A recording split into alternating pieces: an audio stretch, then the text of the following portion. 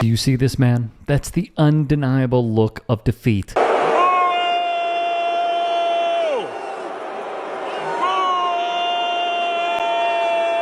And the reaction from the crowd was ferocious as much as it was warranted. Hulk Hogan keeps getting booed, and it's so embarrassing!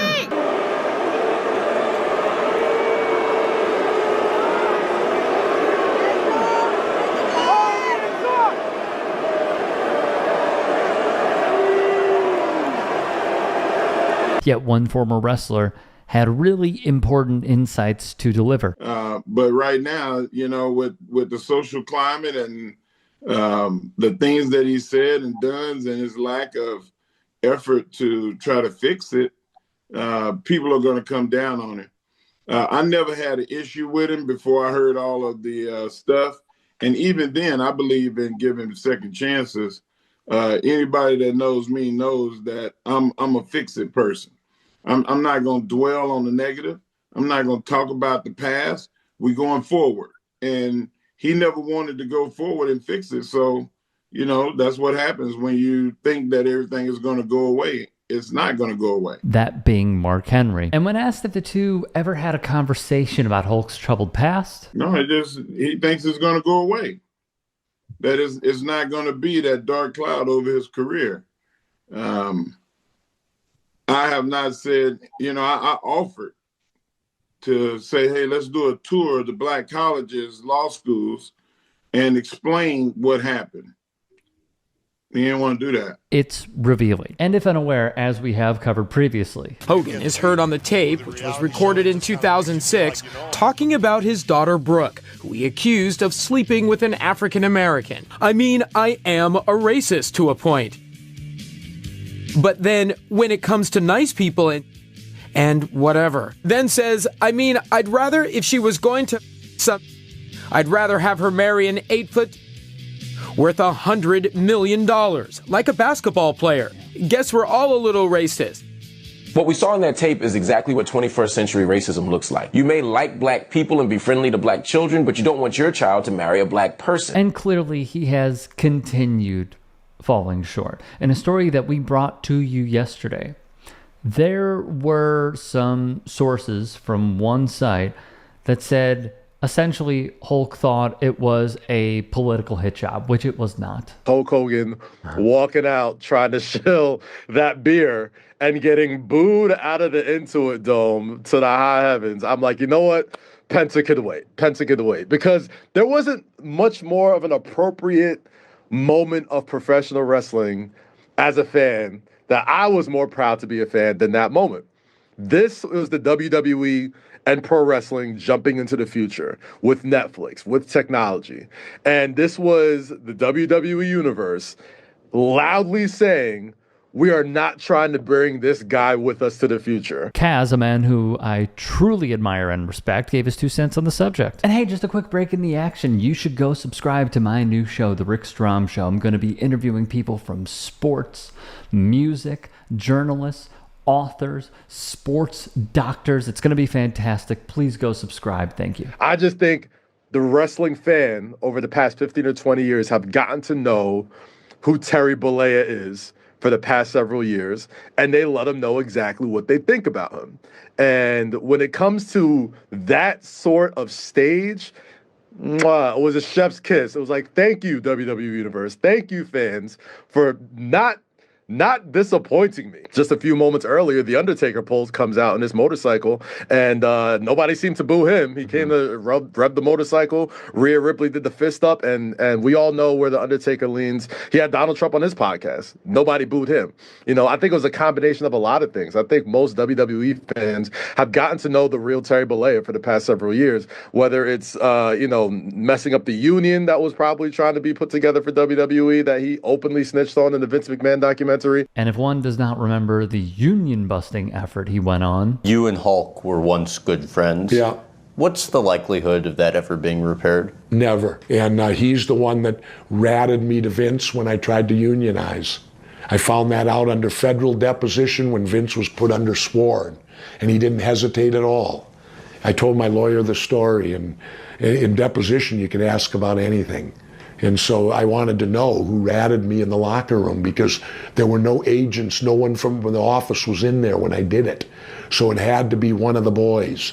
And when my attorney said, Mr. McMahon, has there ever been a union in wrestling? And Vince said, no. He said, has anyone ever tried to? And Vince said, well, I think Jesse Ventura spouted his mouth off about it once before. And my attorney said, did you hear Mr. Ventura? No. Well, then how do you know he did? With no hesitation, Vince went, Hulk Hogan told me. And I didn't show any emotion, but I almost tipped over in the chair because he was my friend. So look, let me say this. I think it is wise that the WWE essentially did a test run. I think there's a cause and effect here. The cause is they trot Hulk Hogan out because they are now in bed with him because of the partnership they have with Real American Beer. And they did this as like, all right, we're in business together. We rescinded your Hall of Fame status because of you saying that you are a racist on tape and using the N-word multiple times. We're actually 3 years later going to put you back in the Hall of Fame, but let's just see how the crowd reacts. And I agree with Kaz that that crowd booing him mercilessly, as I stated previously, is now going to say to Triple H and others, yeah, I think we're good here. We'll have the sponsorship. We'll make mention of it. We'll promote it. But we don't need to do the song and dance anymore with you. I'm sure he will make one more appearance at another venue, and that'll probably be it. And the other part that I really want to touch on is that what Mark Henry said about how he didn't want to learn, and the previous lawsuit that revealed that he's a total racist, and then the allegations that were brought forth by a model who claims that she was let go because of her race when promoting Real American Beer. A lot there. There's a lot there. And as someone who was a humongous fan, I had one of those wrestling buddies when I was a kid of Hulk Hogan. I actually had two. I had the Hulkster, and then I had when he was in NWO. To see this falling from grace is really tough. It's really tough. But you know what? People evolve in certain ways or they stay the same. And for Hulk Hogan, unfortunately, he revealed who he truly was over and over and over and over and over again.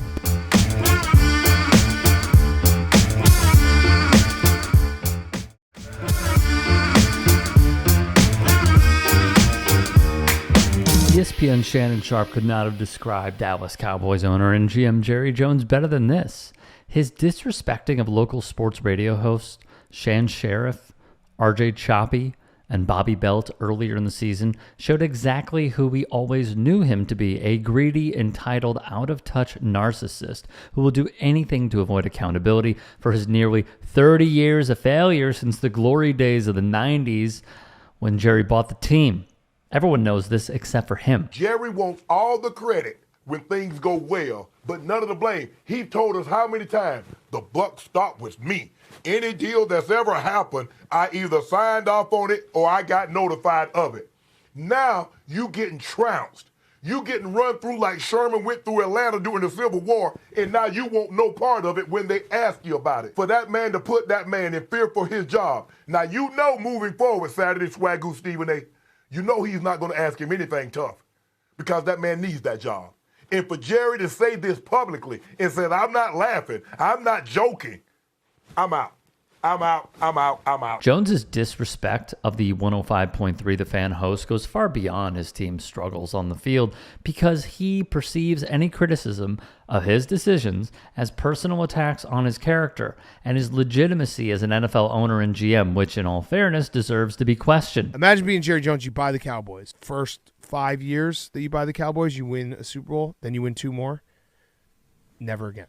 Yeah, because after the first 5 years, you think that it was you. And you think that it's going to happen all the time. Because you ran Jimmy Johnson off after he won a Super Bowl, and then you go back and you win another Super Bowl. Barry Switzer, yeah. Barry Switzer. You think that it's you. You think that you're a system owner. You can plug and play anybody. Imagine telling Jerry Jones in 1995, hey, buddy, you've won your last Super Bowl. After yet another disappointing and forgettable season, the Super Bowl drought continues in Dallas for the 29th straight year, despite the Cowboys being the most valuable sports franchise in the world at a staggering $10.1 billion. After finishing the season 7-10 with a final loss to the Commanders, Jones shared his reaction as a local NBC5 reporter, Pat Doney, captured a damning piece of footage from the interview. But before we get to it, in case you're unaware, individual player performance incentives take center stage as millions of dollars are on the line for all sorts of stats like snap percentages, sacks, receptions, yards gained, etc. And teams, as they should, typically game plan for players to achieve said incentives during the final games. Mike Evans, Baker Mayfield, Geno Smith, and others cashed in with their final regular season performances. So with that in mind, let's turn to Jerry Jones's post-game interview. And hey, just a quick break in the action. You should go subscribe to my new show, The Rick Strom Show. I'm going to be interviewing people from sports, music, journalists, authors, sports doctors. It's going to be fantastic. Please go subscribe. How much did Cooper Rush's contract incentive play into him not playing today? If he played I didn't even know 55 about it. I didn't even know about it until I read about it.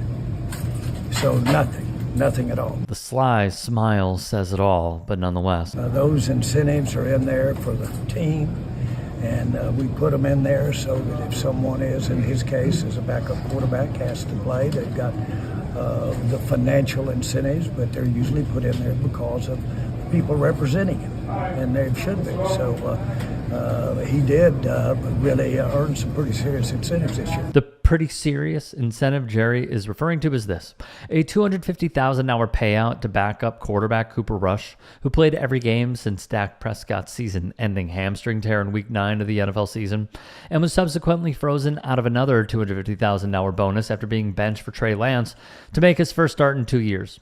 Per veteran NFL reporter Jonathan Jones, Rush entered the final game of the season playing 52.5% of snaps, needing just 2.5% more to earn another $250,000, but he would never get that opportunity. And as things turned out, if Rush played the entire game instead of Lance, Dallas's 75 offensive snaps would have easily covered Rush's total playtime incentive, since he only needed around 65 additional snaps to achieve the goal heading into the game. Now, it must be said that this has nothing to do with Trey Lance, and no one should be blaming him for Rush not achieving his incentive goal. It has everything to do with the coaching staff caving to management's demands, whether those demands were explicitly or implicitly made. Further, Jerry Jones claiming that he didn't know about Rush's bonus and downplaying its significance to Rush makes this whole situation even worse than it already appears.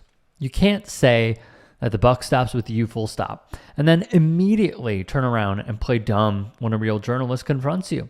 But just like every other morally bankrupt, powerful, ultra-wealthy person out there, accountability for your failures is something to avoid at all costs, because all that matters is profit, which directly translates to power. And if there's one thing Jerry craves more than anything, it is unchecked power over people he perceives as his inferiors. Speaking with Cowboys beat writer Saad Youssef of The Athletic, Jones made that fact painfully obvious by digging his heels in and saying that he bought the team for himself, saying, quote, "I didn't buy an investment, I bought an occupation. I bought something I was going to do for the rest of my life. That's what I'm doing." So unfortunately for Cowboys fans, and fortunately for the rest of the NFL, Jerry Jones will continue to put his ego first and the well-being of his players and employees last.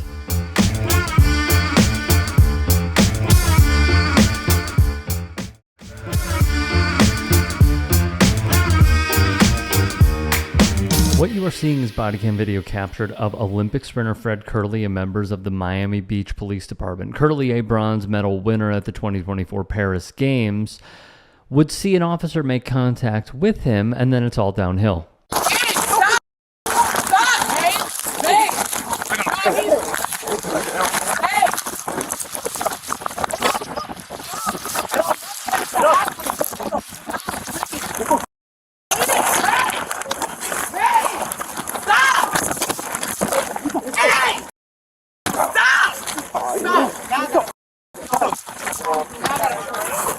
Hey, 315. Please do not mess with him. Y'all niggas going Y'all going to prison. Stop resisting. Put your hands to the back. Please stop. Hey, stop. Hey, why y'all hitting people? Why you pushing? You're pushing him. Stop. Get the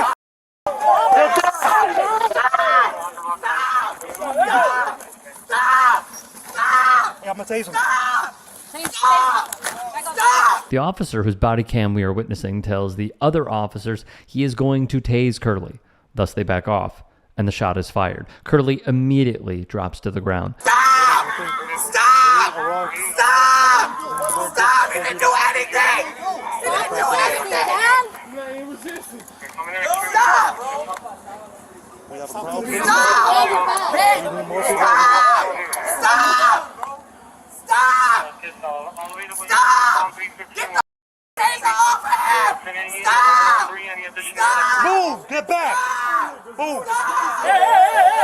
Move! Go over there, man. Go over there. Go over there. Stop! Stop! Stop! Stop! Stop! Stop! Babe, just chill, babe. We dealing. Stop! Stop, babe. Don't say anything else. Babe, you heard me. Don't say anything else. Don't say anything else. Hey, anyone else? No, you're good, good.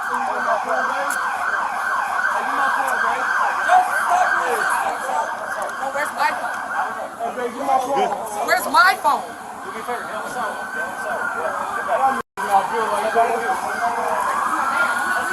Right there. You were walking to our car. Our car's right there. Stop resisting. I'm not resisting. Get off of me, bro. Sit up.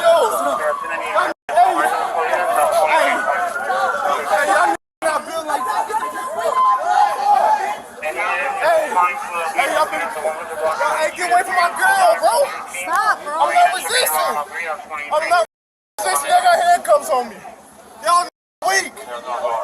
Hey, you weak, homie? Hey, bro, I'm not resisting. Going to jail. Y'all not built like that. I'm telling y'all not built like that. You weak. You weak, bro. Y'all put your hands on me. Y'all weak as bro. Stop, bro. It's the police. You have to respect that. These man. Get off of me, bro.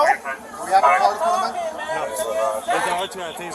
CNN reports Kerley is charged with a count of battery, resisting officers, and disorderly conduct.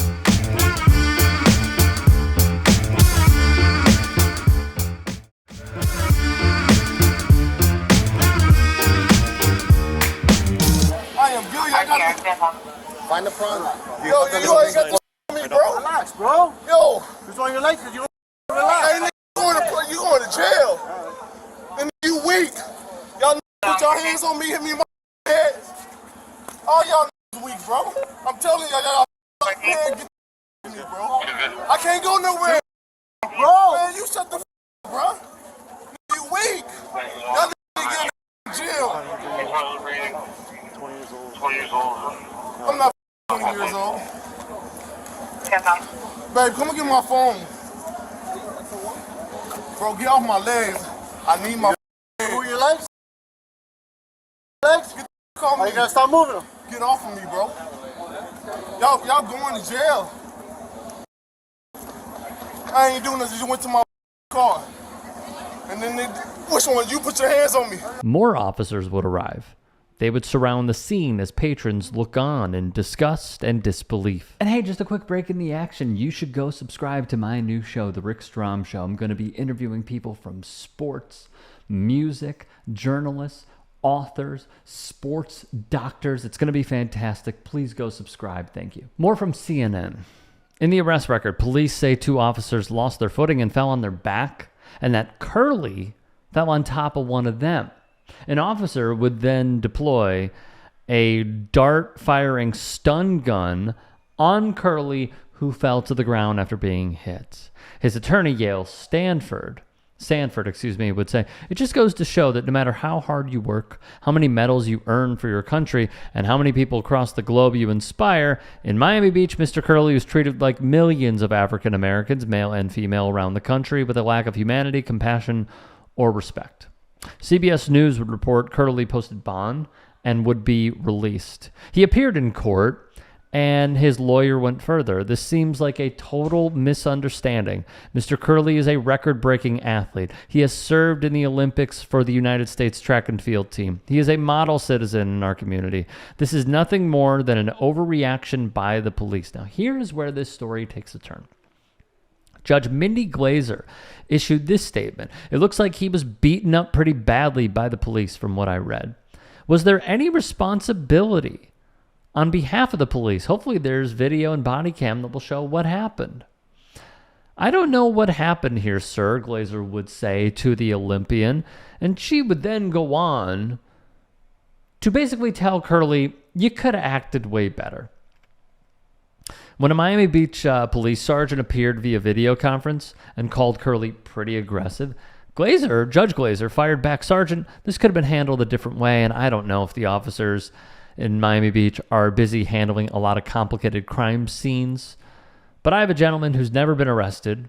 There's no priors.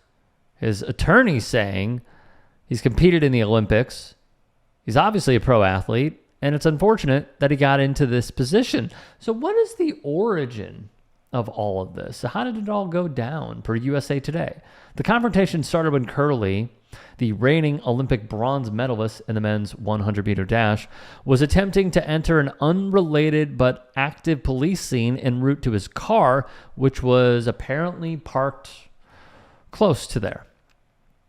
They go on to write, while the beginning of body-worn camera footage released by police does not include audio, which is customary on modern body cams, the video appears to show Kerley approaching two officers, and then he was directed to leave the area. He then approaches a third officer who puts his hand toward Kerley's chest in what's described in the police report as an attempt to create space between them as a safety precaution. Kerley does not like that he's being touched and moves the officer's hand away, thus the scuffle ensues. Now, when it comes to that bond hearing, Kerley has another pending case. His estranged wife, Angelica Taylor, said in court, quote, they asked me to be here and speak on his behalf, but I want to proceed with pressing charges on him. So what happened? Taylor brought the allegations against Kerley in May of 2024 that she says was an incident of DV. He's facing a pair of felony charges, one for strong-arm robbery and another for domestic battery via strangulation. From Front Office Sports, the affidavit says the couple got into an argument over Taylor contacting someone on the social media platform Instagram. The document says Taylor punched Kerley in the face out of fear, after which he pushed her to the ground and choked her. She would say, I'm not going to lie, at some point I thought he was going to kill me. She said that to CBS News Miami. Kerley would initially drive away with Taylor's phone, but brought it back after he was contacted, the police reported.